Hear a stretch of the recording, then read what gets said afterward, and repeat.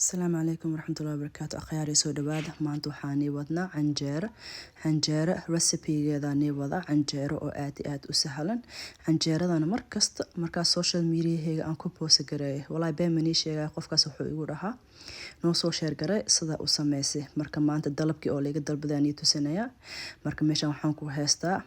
milo cajiinka aan ku qasto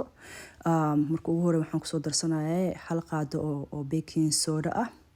and then waxaan ku soo darsanayaa hal qaado oo leebata ama yeast then waxaan ku soo darsanayaa 2 bakeeri oo burkeena caadiga ah 2 bakeeri oo qamadi shiidan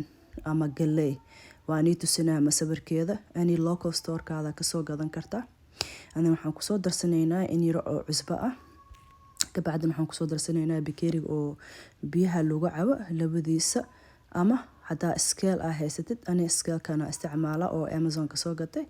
40 ounces oo biyihiisa ah ku dhex darsane aan ka bacda cajiinkaada hadaa gacanta rabtid gacanta ku qasane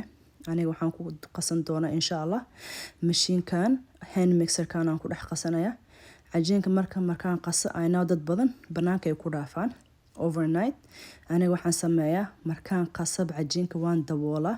plastic aan kor ugu daboolaa and then daboolkiis kalan kor ka saara then talaajada ayaan geliyaa I know right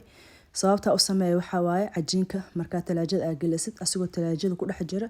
ayuu ku soo dhex qamiira subaxi marka duwanaysid canjeeradan oo cuntid ma ku sheega wallahi been ku sheega laabjeexi adiga mis arkeysan canjeeradan dhanaan ma naqanaysa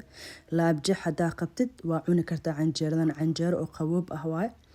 marka sambroway methodkan hadaa waligaa ay sameeynin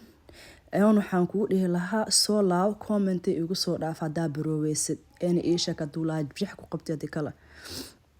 marka waa ka saada ka hesheen sida alaabtan u sameeysta waxaan dhihi lahaa no subscribe gareey channel keena insha Allah and like no saara thank you guys so much insha Allah.